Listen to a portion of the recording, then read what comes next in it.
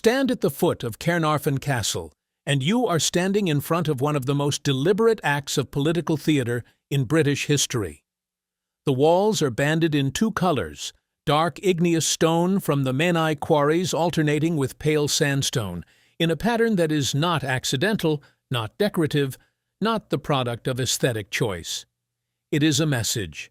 It was designed to evoke the Theodosian walls of Constantinople, the seat of the Eastern Roman Empire, so that any Welsh person who looked at it in 1283 would understand what Edward I was claiming, that he was not merely a conqueror, but an emperor, the heir of Rome, the inheritor of the greatest empire the world had known. The eagles mounted on the towers sent the same message. The polygonal towers, unique in British castle building, sent the same message. The entire castle was a statement in stone. Wales is over. The old order is finished. There is a new Rome here, and its emperor is English. Then there is the story everyone knows. The legend goes that before his conquest of Wales was complete, Edward promised the Welsh lords that he would give them a prince who had been born in Wales, who spoke no English. The Welsh lords, who had their own ancient title of Prince of Wales, agreed to this condition.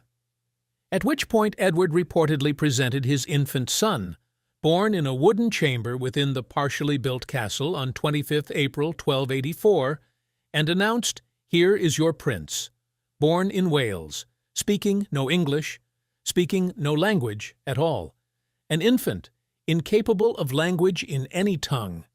It is a great story. It is almost certainly not true.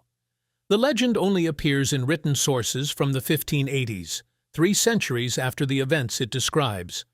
Edward's aristocracy spoke Norman French, not English, so the "no English" formulation would have been meaningless in 1284. The future Edward II was not created Prince of Wales until 1301, when he was nearly 17, not as an infant in 1284. The story does not appear in any contemporary source, but here is what is true, and what is arguably more damning than the legend. Edward did arrange for his son to be born at Caernarfon. This was not coincidental. The Wikipedia entry on Edward II is precise.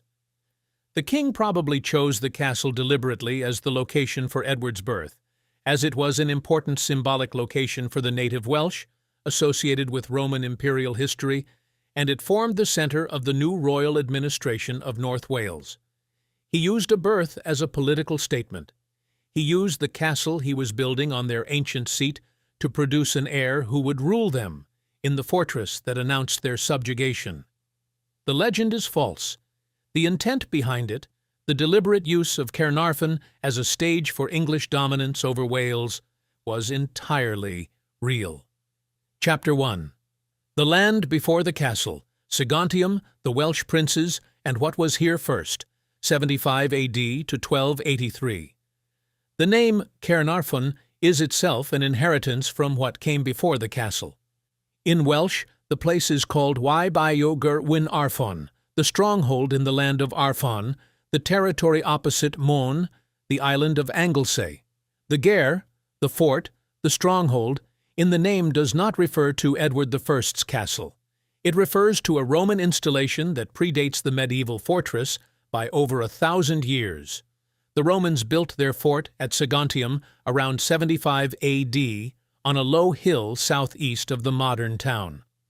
The Castles and Legends account notes it was the administration center for Anglesey, and evidence through the discovery of coins suggests that the Romans occupied Saguntium until around AD 394. The Castellagi account gives the strategic logic. The fort sat near the bank of the river Sayont, positioned to supply it by river traffic from the Menai Strait. Saguntium guarded the approaches to Anglesey, which the Romans had pacified in 60 to 61 AD after the Druids made it a center of resistance. For 3.5 centuries, the Roman military presence at Saguntium made this corner of North Wales part of the imperial system, administered, garrisoned, connected by road to the wider Roman province. The Britannica entry on Caernarfon notes that after the Roman withdrawal, Circa 380 to 390 AD, the site was the seat of local chieftains, and that a Celtic church was founded there, probably in the 5th century. The Roman fort gave way to post-Roman British political organization, as it did across the former province. The medieval Welsh name preserved the Roman memory. Eger in Arfon, the fort in Arfon. When Edward I chose this site for his castle in 1283, the Roman connection was not an accident. He was building on top of a Roman past in the most literal sense, and he intended the association. The World History Encyclopedia account of the castle records the deliberate symbolism. There was a deliberate link with Caernarfon's Roman past. Nearby is the Roman fort of Saguntium, and the castle's walls are reminiscent of the walls of Constantinople. The Normans arrived in Wales in the decades after 1066. By 1086, the Domesday Survey recorded that Norman Robert of Rhuddlan was effectively in charge of northern Wales. By 1093, the Historiette account records several more Norman castles have sprung up in the area, including at Caernarfon.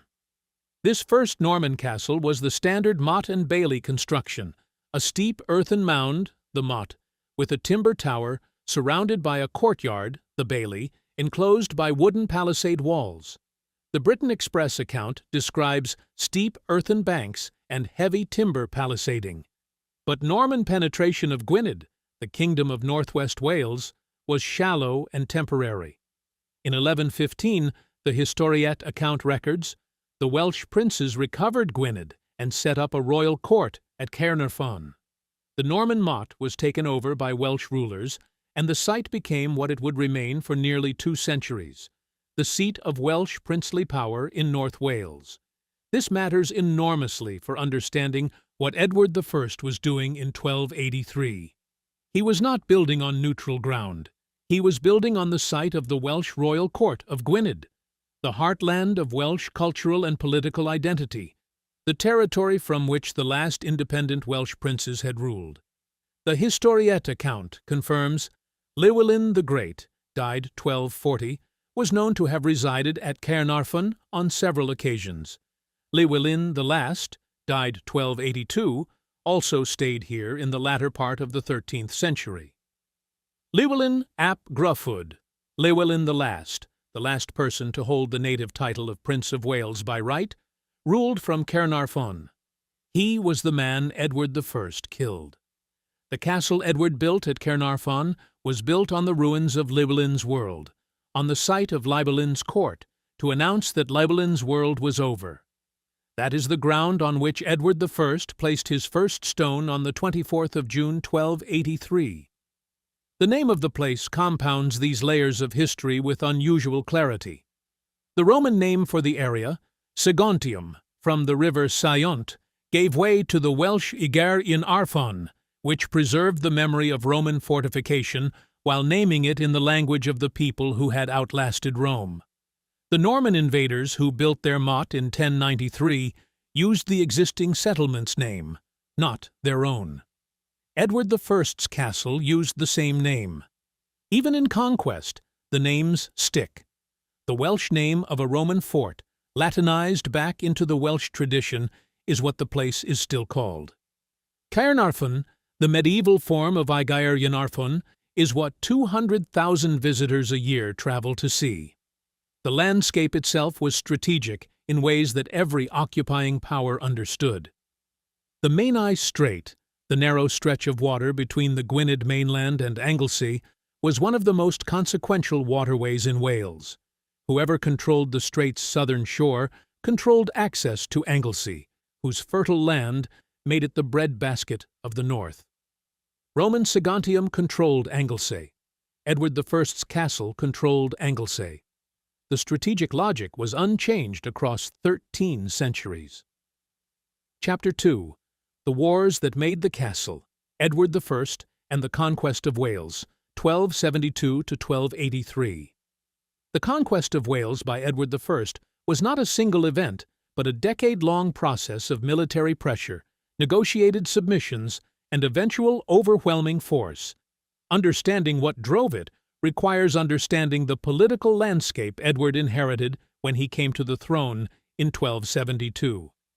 The Welsh political situation had been shaped by 2 generations of Plantagenet pressure on Welsh independence. Henry III, Edward's father, had repeatedly clashed with the Welsh princes over the boundaries of English authority in Wales. The most significant Welsh leader of the mid-13th century, Llywelyn ap Gruffudd, had been formally recognized by the Treaty of Montgomery in 1267 as Prince of Wales, a title with real political content, acknowledging him as the lord of the other Welsh nobles. This was the high-water mark of Welsh political autonomy within the English feudal system. Edward I changed the terms immediately. His coronation in 1274 was followed by demands for homage from Llywelyn that escalated in confrontation. By 1277, the Every Castle account records, Edward led a huge army into North Wales and forced the prince into a humiliating surrender, hemming him in with 4 new English castles at Rhuddlan, Flint, Aberystwyth, and Builth. These first-wave castles were a cordon around Gwynedd, designed to demonstrate English military superiority and constrain Welsh movement. Llywelyn submitted. He lost territory and rights, but retained the title of Prince of Wales and, crucially, his control of the Gwynedd heartland. The Treaty of Aberconwy, 1277, reduced his authority substantially, but preserved his existence as a Welsh political entity. It was not enough for either side.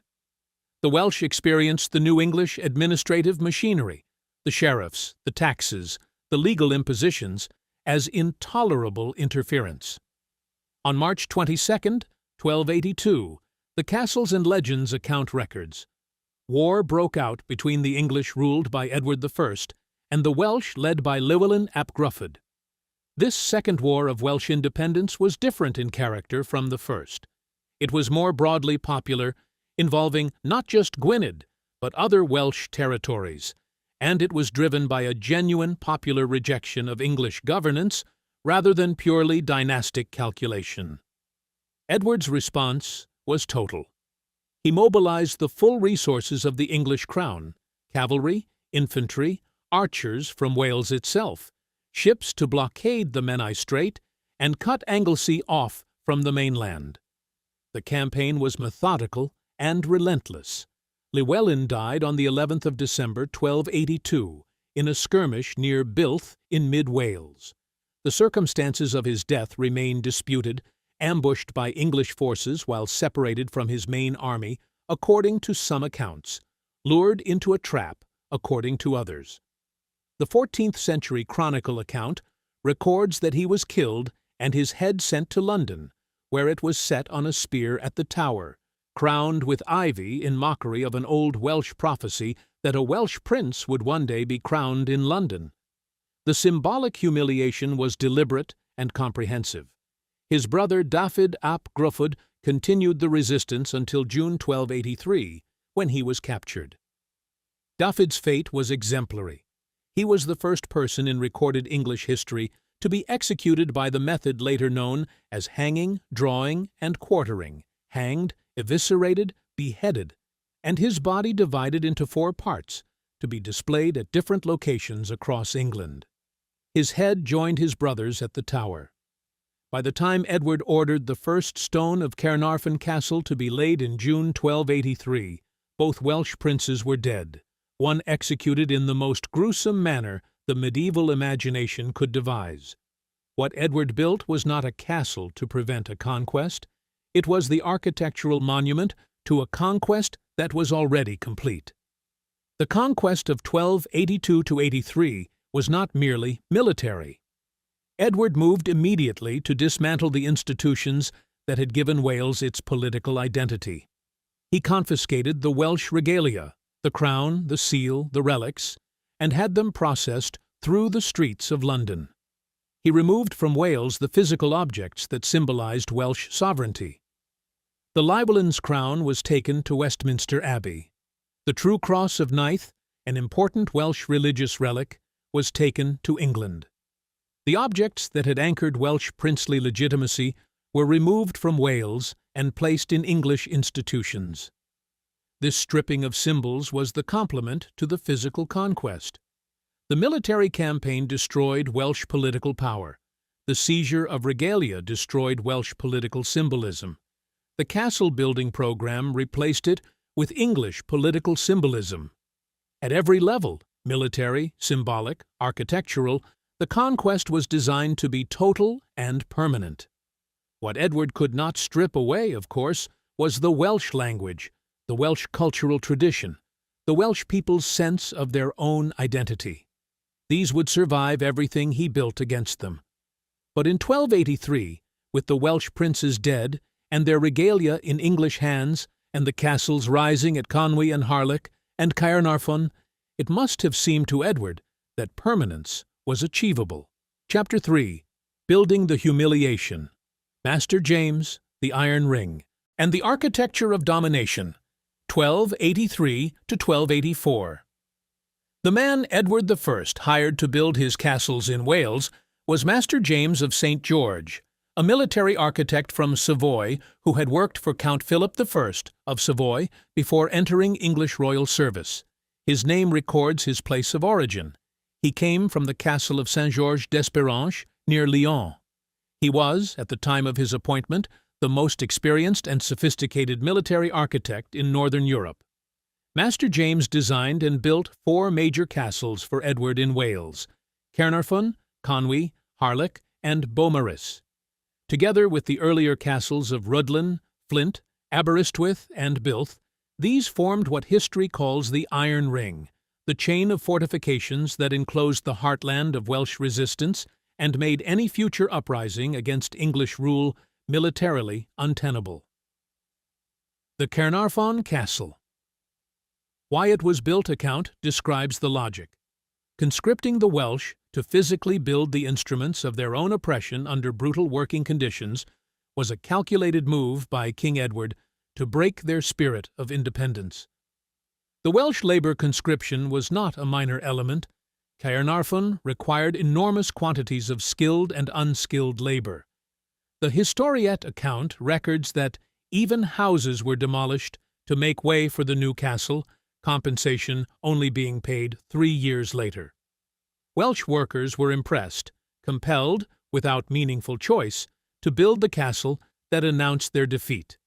They built the walls that would garrison their conquerors. They quarried the stone that bore the eagles of the conqueror on its towers. Caernarfon was unique among the Iron Ring castles because it was designed to be more than a fortress. It was to be the administrative capital of Edward's new Principality of North Wales, the seat of the English government that would replace Welsh governance. The Ancient Origins account records, "From the beginning Edward had big plans for Caernarfon, as he intended to turn the area into the capital of his new dominion. Therefore, in addition to the castle, Edward also established a town and a market at the site." The town Edward planted was an English colonial settlement in every meaningful sense. The Discover Wales account describes the administrative purpose. Caernarfon became the administrative hub for North Wales under English governance and a symbol of the new order. English settlers were brought in and given trading rights denied to Welsh people. The borough of Caernarfon was a walled English enclave imposed on Welsh territory. The architecture of the castle itself encoded the political message with exceptional sophistication. The polygonal towers, instead of the round towers standard in English castle building of the period, evoked Byzantine military architecture. The banded stonework of dark and pale stone replicated the Theodosian walls of Constantinople. The KW, Welsh Government's heritage agency, account of the castle gives the intended reading. The polygonal towers, eagle statues, and multicolored masonry sent a more subtle message. These echoed imperial Roman architecture, especially the walls of Constantinople. They also recalled the Welsh myth of Maxen Wedig. The Maxen Wedig reference is particularly revealing. The Welsh tale of Maxen Wedig, the Welsh name for the historical Roman emperor Magnus Maximus, who had been a military commander in Britain in the late 4th century, included a dream vision of a great fortress at the mouth of a river opposite an island, with golden eagles above it. This is an exact description of Caernarfon, at the mouth of the Saône, opposite Anglesey, with eagle statues on the towers. Edward was not merely building a castle that looked like Constantinople. He was building a castle that fulfilled a specifically Welsh prophetic dream and claiming it for England. He was appropriating Welsh mythology to legitimate English conquest. The Histories and Castles Imperial Fortress account captures the cumulative effect. The banded walls of dark limestone and pale sandstone rise above the river Saône like the ramparts of a second Rome. The Cadw description calls Caernarfon a castle of dreams, but the dream it fulfilled was one stolen from Wales and rewritten with English authorship. Construction began on June 24, 1283, and continued until approximately 1330, 47 years of building. The total cost was between £20,000 and £25,000, making it one of the most expensive building projects in medieval England or Wales. The King's Gate, the main entrance, was designed with 6 portcullises and multiple murder holes, more elaborate defensive arrangements than any other castle gate in Britain. The Eagle Tower, the largest and most visually dominant tower, was built to house royal apartments and to carry the eagle statues that proclaimed the imperial connection. The building was still substantially incomplete when it was tested in 1294 by the first of the Welsh revolts it was supposed to prevent. The scale of the construction project was staggering by any medieval standard.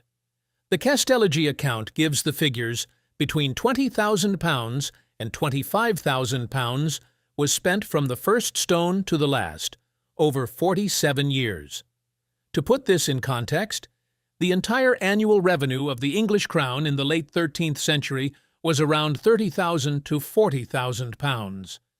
Edward was spending something in the order of half a year's total royal income on Caernarfon alone, in addition to his other castle-building projects in Wales.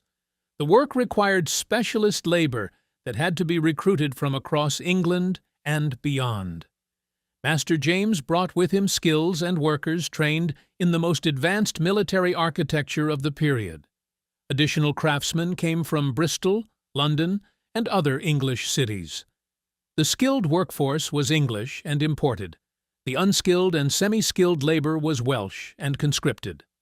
The castle that was meant to awe and subdue the Welsh was built with Welsh hands, Welsh muscles, and Welsh backs, under English direction, for English purposes, on Welsh land.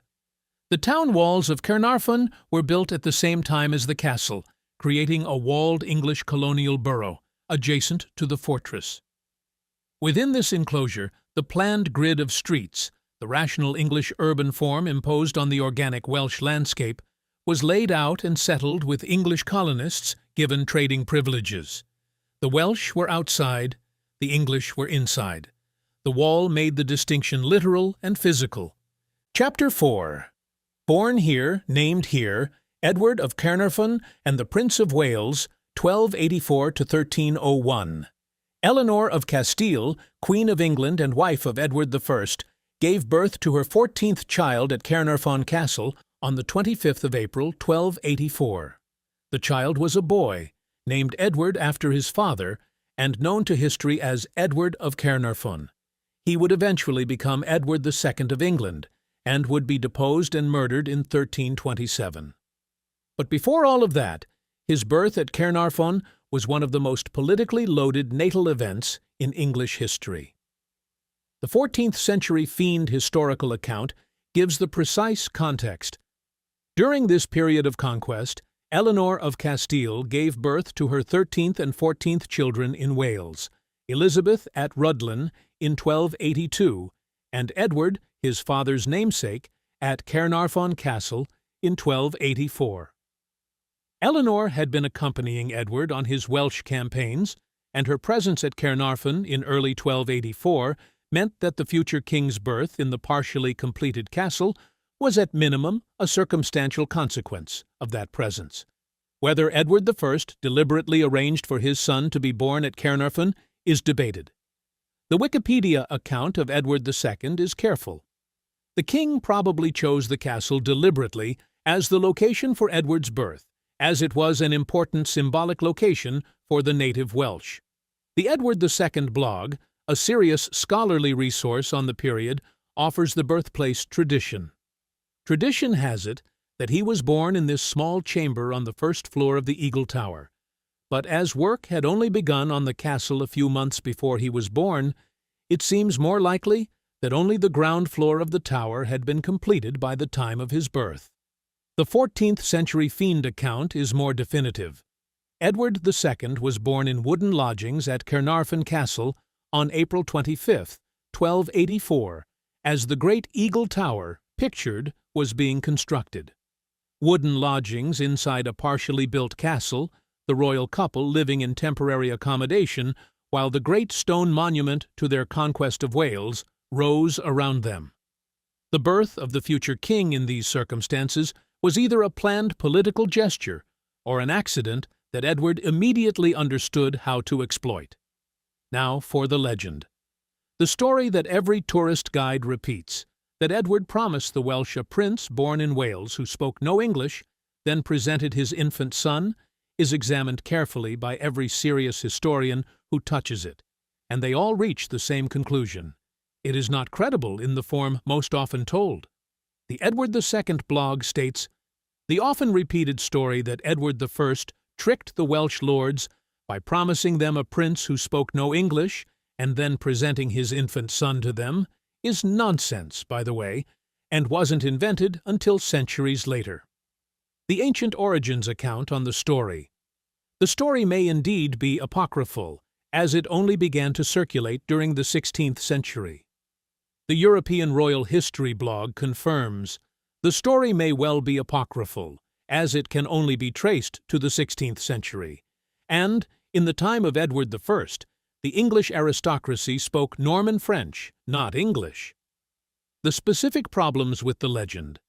Edward I's court spoke Norman French as its primary language, making the promise to provide a prince who speaks no English either meaninglessly easy to fulfill or entirely beside the point.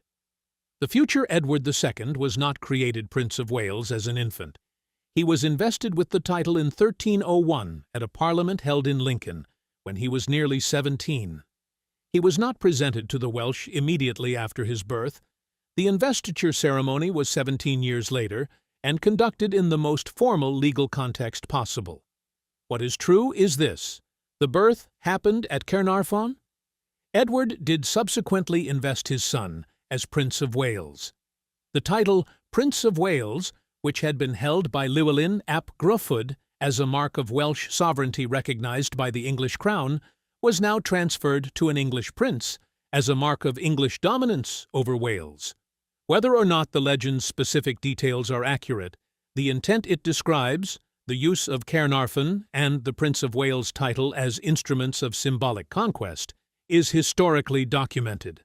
The Statute of Rhuddlan, issued on March 3, 1284, just weeks before the future Edward II's birth, formalized the administrative conquest. The Statute of Rhuddlan Wikipedia article gives the content. Introduced English common law to Wales, and introduced the English shire system to the Principality of Wales. Welsh criminal law was replaced by English common law. Welsh governance structures were replaced by English sheriff systems. The territories of Gwynedd were reorganized into English-style counties.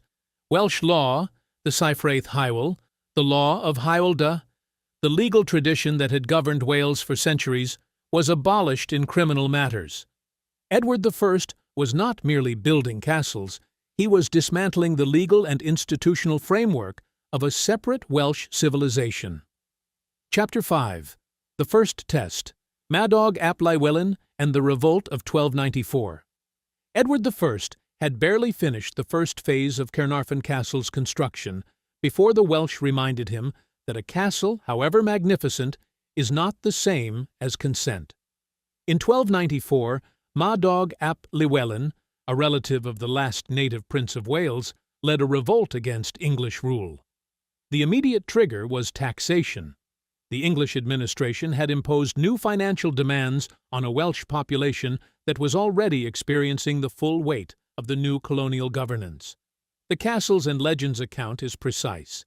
The English rulers had imposed new taxes, which enraged the Welsh, and after months of planning, a number of castles were attacked throughout Wales. Caernarfon, as the English centre of power in northern Wales, was the primary target. The ancient history sites account records what happened. It was captured and damaged during the Welsh rebellion led by Madog ap Llywelyn between 1294 and 1295. The World History Encyclopedia is more specific. In 1294 CE, the castle was attacked, captured, and torched by the Welsh leader Madog ap Llywelyn. The castle was partially built, and the town was sacked. The English sheriff, Roger de Polygonal, was killed, one of the colonial administrators who had been imposing the new English legal system on the Welsh. His death was one of the first and most significant violent rejections of the Edwardian settlement. Edward was in Gascony, France, dealing with a French military threat when the revolt began. He returned to Wales and conducted a winter campaign of exceptional severity, keeping his forces in the field through the winter of 1294–95, which was unusual and brutal for all concerned. The revolt was suppressed by the following summer. Madog was captured and imprisoned. Roger de Polygonal's killer was executed. The Historiette account gives the physical consequence for the castle. Edward quickly repaired and reinforced the castle, adding additional towers and gatehouses. The damage done by the Welsh revolt of 1294 actually made Caernarfon more formidable than it would have been otherwise. The revolt demonstrated that the original defenses were insufficient. The response was to make them overwhelming. The King's Gate, with its extraordinary 6 portcullises and murder holes, the defensive arrangement that no attacker has ever successfully penetrated, was a direct consequence of the 1294 sacking. The 1295 ordinance that followed the revolt's suppression introduced the first explicitly discriminatory laws against the Welsh as a group. The penal laws against the Welsh Wikipedia article records the content. The Welsh were not to reside in the English boroughs of Wales, or to bear arms in them, or to conduct trade outside them. Welsh people were systematically excluded from the English colonial towns, the boroughs like Caernarfon that Edward had planted in their heartland. They could not carry weapons in these towns. They could not trade in them without restrictions. In Caernarfon itself, this meant that Welsh people living in the region were formally excluded from the new borough that had been built on their ancient territory. The English colonial settlement was ringed not only by walls, but by law, a legal cordon that supplemented the physical fortifications in enforcing the separation between conquered and conqueror. The physical consequence of Madog's revolt for Caernarfon Castle was the construction of the King's Gate. The existing gatehouse, the northern entrance to the castle, was revealed by the 1294 sacking to be inadequate. What replaced it was one of the most formidable gate structures in the whole of medieval British castle building. The Baldhiker account describes the King's Gate, 6 heavy portcullises and a terrifying series of murder holes in the ceiling above, from which defenders could rain down boiling oil, rocks, and anything else that would stop an army in its tracks. The gate was designed so that any attacker who breached the first barrier would find themselves in an enclosed passageway covered from above and both sides by defensive positions. The gatehouse was never successfully forced. There is a grim irony in the fact that Welsh resistance made Caernarfon stronger. The 1294 revolt that demonstrated the castle's vulnerability became the direct cause of the improvements that made it impregnable.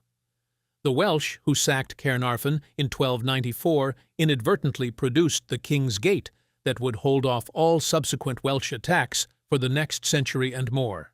Chapter 6. The Administrative Capital, governing Wales from Caernarfon, 1295 to 1400. The century between the suppression of Madog's revolt in 1295 and the beginning of Owain Glyndwr's uprising in 1400 was the period in which Caernarfon functioned as designed, as the administrative capital of the English Principality of North Wales, the seat of English colonial government in the Welsh heartland. The castle housed the Justiciar of North Wales, the senior English administrator who managed the conquered territory. It hosted parliaments called by the English administration. Its presence anchored the entire system of English governance in the region. The sheriffs who collected taxes, the courts that applied English law to Welsh disputes, the garrison troops who enforced the colonial settlement. The Castle Crawl Cymru account records the function. Throughout the later Middle Ages, Caernarfon served as administrative heart of the new principality. It housed the Justiciar of North Wales, hosted parliaments, and guarded the borough Edward founded alongside it. The building work continued throughout this period. By 1292, the castles and legends account records, approximately £12,000 had been spent, and the external south-facing facade and eastern portion of the castle had been built to a significant height. The town walls were complete. The Great Eagle Tower was substantially finished by around 1317, when a carved stone eagle was affixed to the top of one of its turrets. But the interior of the castle was never completed to its original specification. The Castellagi account notes that, despite Caernarfon Castle's external appearance of being mostly complete, the interior buildings no longer survive, and many of the building plans were never finished. The grand residential vision for Caernarfon, the palace capital of Edward's new principality, was never fully realized. The administrative function was real. The palatial intention was always only partially fulfilled. The Prince of Wales' investiture of 1301 formalized the title's transfer from Welsh to English hands. Edward of Caernarfon, the future Edward II, was invested at a parliament held in Lincoln, becoming the first English Prince of Wales. The 14th-century Fiend historical account explains the legal meaning. In return, Edward performed homage and fealty to his father, becoming his sworn man. Overnight, he had been elevated both in terms of his status through his titles, but also financially through the revenues attached to them. The revenues of the principality, the income from Welsh estates and taxation, now flowed to the English heir apparent rather than to any Welsh prince. For the Welsh people living under this system, the generation between 1295 and 1400 was marked by the increasing elaboration of the colonial legal framework. The penal laws against the Welsh Wikipedia article traces the progressive additions to the discriminatory ordinances.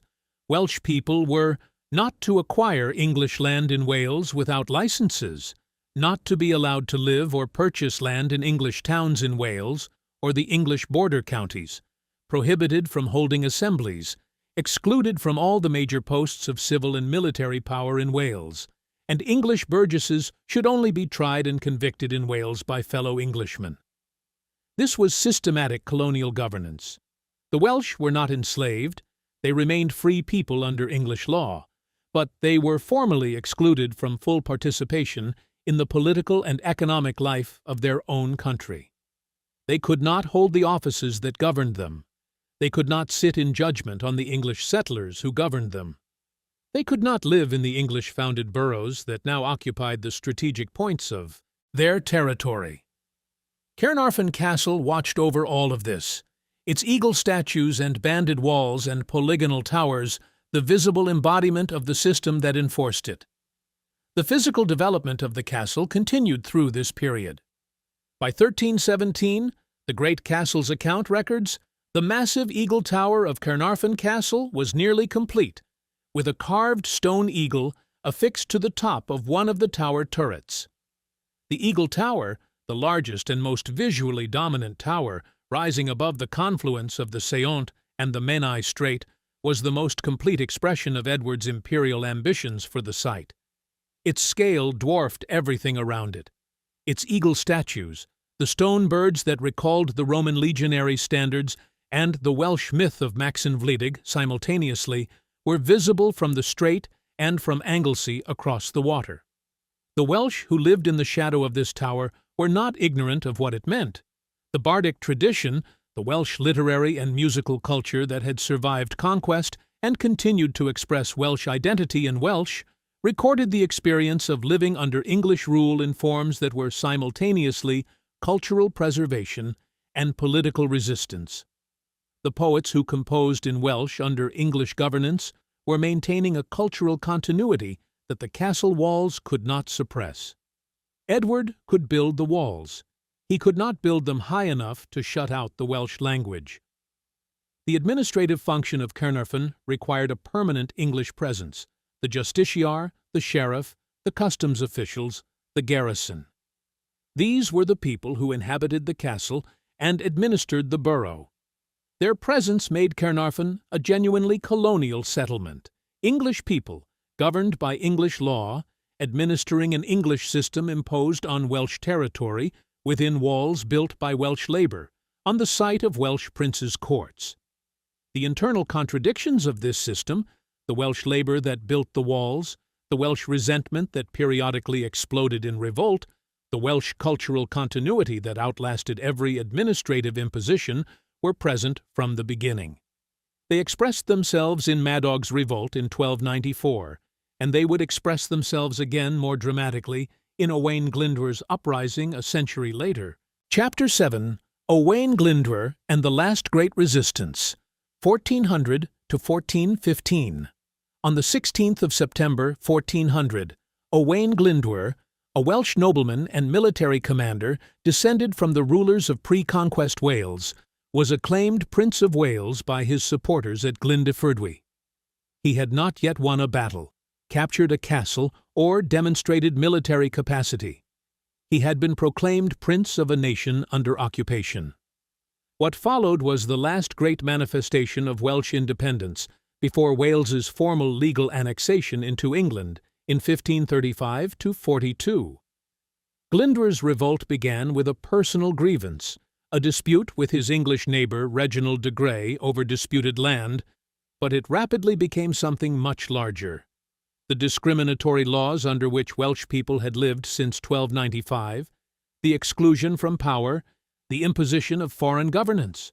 All of these accumulated resentments found expression in Glyndwr's uprising. The Owain Glyndwr Wikipedia account records the pattern. Discriminatory penal laws were implemented against the Welsh people. This deepened civil unrest and significantly increased support for Owain across Wales. Caernarfon, as the capital of English administration in North Wales, was one of Glyndwr's primary objectives. The attacks came in waves. In April 1401, the medieval heritage account records, the town and castle were besieged. On November 2, 1401, Glyndwr's forces attacked Caernarfon directly, the Battle of Tuthill.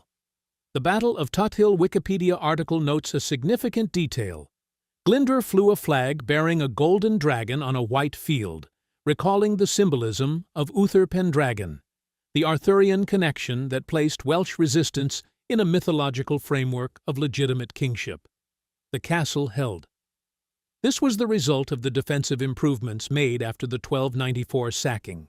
The King's Gate, with its 6 portcullises, the reinforced walls, the comprehensive overlapping defensive coverage. Whatever Glyndwr's forces could bring to bear against the castle, the fortifications were sufficient to hold them off. In 1403 and 1404, Glyndwr returned with French allies. The Owain Glyndwr Society campaign account describes the 1403 to 04 period. A number of notable sieges took place at castles around Wales, including Caernarfon, Beaumaris, and Coity. French siege engines were used against the castle. The Welsh and French forces combined could not take it. Elsewhere, Glyndwr was more successful. In 1404, he captured Aberystwyth and Harlech castles, making Harlech his family home. He summoned a parliament, announced plans to establish an independent Welsh church, and planned to create 2 Welsh universities. He formed a formal alliance with Charles VI of France. For a brief period between 1404 and 1405, it was possible to imagine that Welsh independence was being genuinely restored. It was not. English military pressure intensified. The Welsh were severely outnumbered, and the Welsh populace increasingly exhausted by an English blockade combined with pillaging and violence by English armies, as the Glyndwr Rebellion Wikipedia article records. The Glyndwr Wikipedia account records the progressive collapse. By 1407, the English had recaptured Anglesey and large parts of South Wales. In 1408, they seized Aberystwyth Castle, followed by Harlech Castle in February 1409, effectively ending Owain's territorial rule. Glyndwr himself was never captured. He disappears from the historical record around 1412 to 16. Whether dead or in hiding is not known. Welsh tradition holds that he did not die, but waits to return when Wales needs him. As other nations' legends say of their own heroes, his fate is a mystery, and the mystery is part of the legend. Caernarfon Castle never fell to Glyndwr. The monument to Edward I's conquest of Wales survived the last great military challenge to that conquest. After 1415, no Welsh force would again seriously threaten it. What Glyndwr achieved, and this is often insufficiently acknowledged in the standard narrative of his failure, was a genuine restoration of Welsh political culture during the years of his ascendancy. The parliament he convened in 1404 at Machynlleth was the first Welsh parliament for nearly a century. His plans for an independent Welsh church and 2 Welsh universities, one in the north, one in the south, envisioned a fully realized Welsh national institutional life. His alliance with France and his tripartite indenture of 1405, which would have divided England and Wales between Glyndwr, Edmund Mortimer, and the Percy family, demonstrated that the Welsh cause had international diplomatic recognition. These achievements were reversed by English military superiority and the exhaustion of the Welsh population after 15 years of conflict. But they left a legacy in Welsh consciousness that outlasted the military defeat. Glyndwr was not simply a rebel, he was the last person to attempt the complete reconstruction of an independent Welsh state. The fact that he was never captured, that his fate remains unknown, that Welsh tradition holds he did not die but waits, gave his failure a mythological quality that pure defeat does not normally produce. The Wales that Glyndwr left behind was more definitively under English control than it had been before his revolt. The penal laws had been strengthened. The castle garrison at Caernarfon was reinforced. English administrative control was more thorough than before. But the memory of what Glyndwr had attempted, the Parliament, the universities, the independent church, remained as a record of what Wales might have been. That memory is part of Welsh political consciousness to this day. Chapter 8. Decline, Neglect, and the Tudor Settlement, 1415 to 1900. The Tudor dynasty's accession to the English throne in 1485 changed the political calculation around Wales in ways that gradually made Caernarfon Castle both less necessary and less symbolically charged. Henry VII was himself of Welsh descent. His grandfather, Owen Tudor, was Welsh, and his family connection to Welsh heritage was genuine. The Tudor rise was celebrated in Wales as a partial restoration of Welsh dignity in the English political system. The Castellagi account records, when the Tudor dynasty ascended to the English throne in 1485, tensions between the Welsh and English began to diminish, and castles were considered less important. The laws in Wales, Acts of 1535 and 1542, passed by Henry VIII, formally incorporated Wales into the English legal system, abolishing the remaining Welsh legal structures, requiring the Welsh language to be replaced by English in legal proceedings, and at the same time giving Welsh men full rights as English subjects, including the right to sit in the Westminster Parliament. This was integration rather than occupation.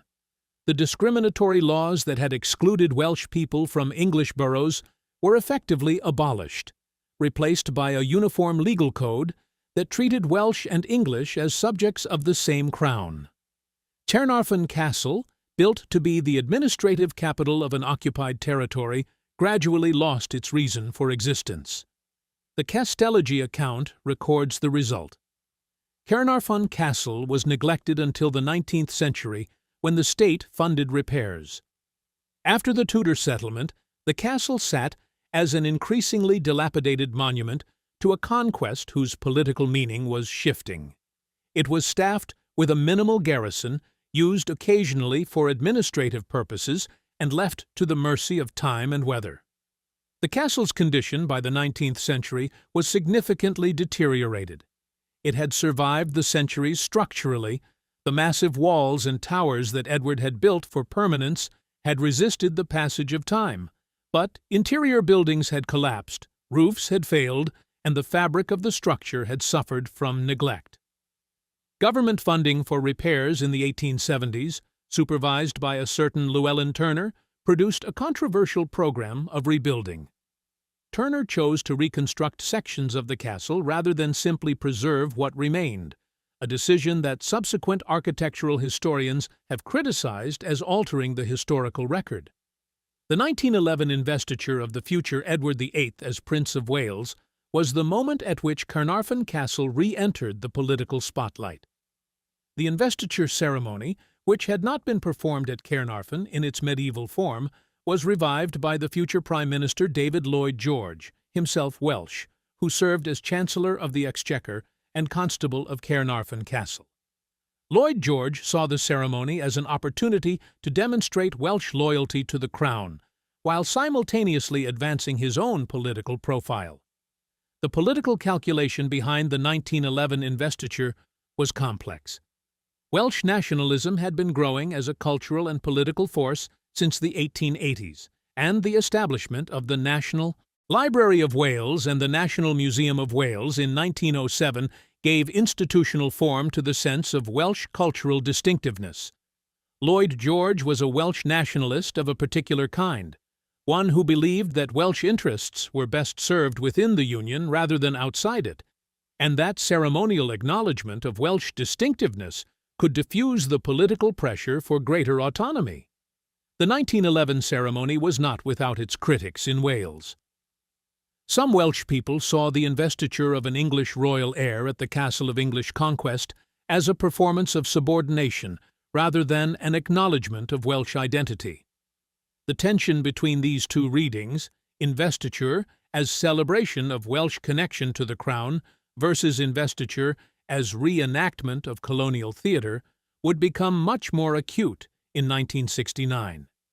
Between 1911 and 1969, the castle continued in its role as managed heritage site, attracting increasing numbers of visitors who came primarily for the architecture and the medieval history. The military significance was entirely historical. The administrative function had been superseded centuries earlier.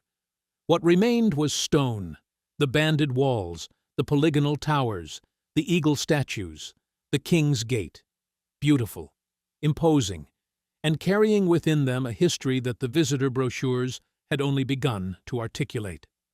Chapter 9. 1969. The Investiture, the Bombs, and the Wound That Doesn't Close. On July 1, 1969, Queen Elizabeth II invested her son Charles as Prince of Wales in a ceremony at Caernarfon Castle watched by 500 million people worldwide on television. Street parties were held across the UK.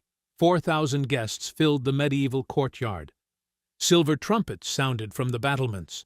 2 hours before the ceremony began, 2 members of the Welsh nationalist group, Mudiad Amddiffyn Cymru, Alwyn Jones, 22, and George Taylor, 37, were killed by their own bomb near Abergele, on the railway line carrying the royal train to the ceremony. They became known as the Abergele Martyrs to Welsh nationalist tradition. The investiture was not, to many Welsh people, a celebration. It was a reenactment of colonial theatre, the English monarchy performing, in the castle built to crush Welsh independence, a ceremony that had begun as a mechanism for transferring the Welsh Prince of Wales title to an English crown prince. The Daily Post account records, nationalists associating the investiture with the subjugation of Welsh people since Edward I deposed the last native Prince of Wales, Llywelyn ap Gruffudd, in 1282. The months before the ceremony had seen a series of bombings across Wales by nationalist groups. The History Extra account of the investiture describes the context. In addition to the bombing attacks on pipelines and power lines throughout the previous decades, on the eve of the investiture, two men, Alwyn Jones and George Taylor, were killed by their own homemade bomb. The Free Wales Army, a separate nationalist group, had 9 members arrested in February 1969 on charges including possession of firearms and explosives. Their trial lasted 53 days and concluded on the day of the investiture. The song Carlo by Dafydd Iwan, a sardonic response to the ceremony, questioning the meaning of an English prince being invested as Prince of Wales in a castle built to destroy Welsh independence, became an anthem for the protests. Dafydd Iwan eventually met the then Prince Charles 50 years later in a documentary. His assessment, "I am still a Republican, but Charles and I have more in common than I had realized." He respected the man. He remained opposed to the institution. The 20-year-old Charles had spent 10 weeks before the investiture studying Welsh language, culture, and history, taught by Welsh nationalist politician Edward Millward. He gave his investiture replies in both English and Welsh. He toured Wales for 4 days afterward, speaking Welsh to people he met. This was genuine effort, genuinely received. His attempt to engage with Wales on its own terms was acknowledged even by those who opposed the ceremony. But the ceremony itself was held in the castle that Edward I had built to announce Welsh defeat. That fact is not erased by either genuine royal effort or popular affection. The stones of Caernarfon Castle are not neutral. The investiture remains the most politically charged event in modern Welsh history. A 2021 opinion poll found continuing support for the royal family in Wales, suggesting that the investiture's popularity was real, not merely manufactured. But the bombing campaign, the Abergele martyrs, the song Carlo, the 53-day trial, these are the obverse of that popularity, the evidence that for a significant minority of Welsh people, Caernarfon Castle represents something that cannot simply be celebrated. The television audience of 500 million was not watching Welsh political complexity. They were watching royal pageantry. The ceremony was designed for television, the open courtyard of the castle, the medieval backdrop, the elaborate insignia. The castle that Edward I had built as propaganda theatre was performing the same function, 7 centuries later, in the global media environment. The stones served their purpose again, framing power, framing legitimacy, framing the relationship between the Crown and Wales in terms that the world's television screens could receive as heritage and ceremony rather than as the continuation of a colonial relationship. The question of what King Charles III's relationship with Wales represents and what his position as Prince of Wales meant is now being asked in a different political context. The Senedd, the Welsh Parliament, was established in 1999 and exercises real devolved power. The Welsh language has official status. KW, the Welsh Government Heritage Agency, manages Caernarfon Castle. The castle that was built to administer Wales in the name of the English Crown is now administered by Welsh people in the name of the Welsh Government. The announcement in 2022 that King Charles III's son William had been created Prince of Wales generated a restrained response in Wales. Some Welsh politicians and cultural figures objected.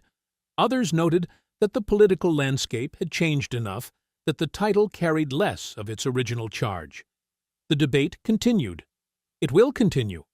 The stones of Caernarfon Castle are not neutral, and the conversations they generate are not finished. Chapter 10. What Caernarfon actually means. The castle as colonial monument. The most honest description of Caernarfon Castle does not appear in tourist brochures. It appears in the Cadw account, the Welsh Government's own heritage agency, whose words deserve to be read carefully. This fortress palace on the banks of the River Sayont is grouped with Edward I's other castles at Conwy, Beaumaris, and Harlech as a World Heritage Site. But for sheer scale and architectural drama, Caernarfon stands alone. Here, Edward and his military architect Master James of St. George erected a castle, town walls, and a quay, all at the same time. This gigantic building project eventually took 47 years and cost a staggering £25,000. The castle was born out of bitter war with Welsh princes. Born out of bitter war with Welsh princes? The castle was born out of the killing of Llywelyn ap Gruffydd and the hanging, drawing, and quartering of his brother Dafydd. It was born out of the head of the last native Prince of Wales being sent to London on a spear. It was born out of the conscription of Welsh labour to build the monument to Welsh defeat. It was born out of the Statute of Rhuddlan that abolished Welsh law. It was born out of the penal ordinances that excluded Welsh people from living in their own territories' towns. That history does not make Caernarfon Castle less interesting. It makes it more interesting. The banded walls are more sophisticated when you understand that they were designed to evoke Constantinople and thereby claim imperial authority for the English conquest. The eagle statues are more resonant when you know they were chosen to invoke a Welsh prophetic dream and appropriate it for English purposes. The King's Gate's 6 portcullises are more meaningful when you know they were built in response to a Welsh rebellion that burned the castle and killed the English sheriff. The myth of Caernarfon is the UNESCO World Heritage Site brochure, impressive medieval architecture, symbol of royal tradition, birthplace of the first Prince of Wales. All of this is true. But the Histories and Castles, Imperial Fortress account offers a different formulation that is equally true. A castle that has become part of the very identity it once sought to erase. A fortress whose stones speak still of power, resistance, and the long, complex dialogue between England and Wales. The Histories and Castles. Why it was built account is direct. For centuries, after its completion, Caernarfon Castle stood firm as a landmark commemorating English conquest of Wales. While the castle remains an impressive architectural achievement, its symbolism as an icon of subjugation still touches a raw nerve for many modern Welsh. Wales is now a devolved nation with its own parliament, its own government, its own public institutions. The Welsh language is officially co-equal with English. Cadw, the Welsh government, manages Caernarfon Castle. The castle that was built to announce Welsh defeat is now administered by the Welsh. The Histories and Castles Imperial Fortress account acknowledges the irony. Here, in the heart of Gwynedd, the king sought to rewrite Welsh history. Instead, he gave Wales one of its most enduring symbols. The legend of the infant Prince of Wales, who spoke no English, is false in its specific details, but true in its intent. Edward I did arrange for his son's birth at Caernarfon. He did use that birth as a political statement. He did transfer the Welsh title of Prince of Wales to an English dynasty. The legend that grew from these facts, however embellished, however historically inaccurate, captures something real about the power relationship it describes. Whether he spoke the words or not, Edward's intent was precisely what the legend attributes to him: to present the conquered Welsh with a Prince of Wales who was English, born at their ancient seat, ruling from the castle that had replaced their court. The castle's stones record all of this with a precision that documents cannot match. The banded, dark, and pale walls recall Constantinople and Imperial Rome. The polygonal towers announce that the builder was not working in any native Welsh tradition, but in a universal grammar of power and domination that transcended national tradition. The King's Gate, with its 6 portcullises and murder holes, records the 1294 Welsh revolt that demonstrated the inadequacy of the original defences. The Eagle Tower's stone birds recall the Roman legions and the Welsh dream of Maxen Wledig, simultaneously claiming both for England. And outside the walls, in the town that Edward planted alongside the castle, the Welsh were excluded. By law and by wall, they were kept outside the space that had been built in their territory on their ancient seat, using their labor. 7.5 centuries later, the walls are still there. The eagles are still there, worn but present. The banded stone is still there. Cadw looks after them. The Welsh government's own heritage agency manages the monument to Welsh defeat. The castle that Edward I intended as a permanent statement of English dominance has become, in the way that only conquered cultures can manage, part of the Welsh national heritage. The baby was real. The political theatre was real. The castle's banded walls still stand. And the conversation they represent, between conquest and resistance, between colonizer and colonized, between what England did to Wales and what Wales has made of it, is still happening.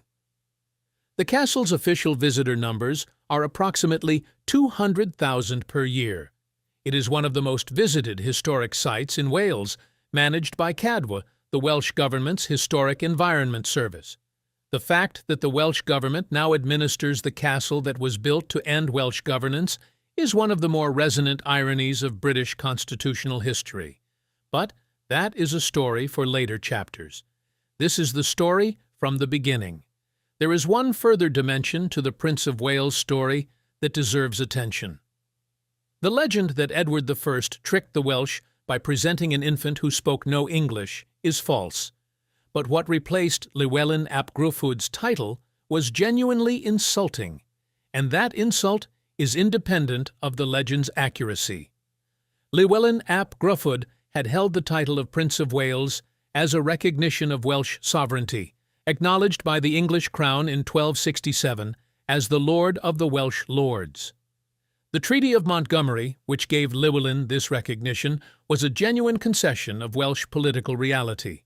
When Edward I invested his son as Prince of Wales in 1301, he did not transfer a title of Welsh sovereignty to an English prince. He dissolved Welsh sovereignty entirely and replaced it with a new title whose meaning was the opposite of the old one. The Prince of Wales was now an English prince whose authority over Wales derived not from Welsh custom or Welsh recognition, but from English conquest. The title was the same 4 words. The political content was entirely reversed. The Welsh lords who had once recognized Llywelyn ap Gruffud as their prince in the old sense were now required to acknowledge Edward of Caernarfon as their prince in the new sense, the prince appointed over them by the conqueror, not the prince they had chosen. This transformation of a title from an expression of Welsh autonomy to an expression of English domination is the genuine humiliation that the legend, in its inaccurate way, tries to describe.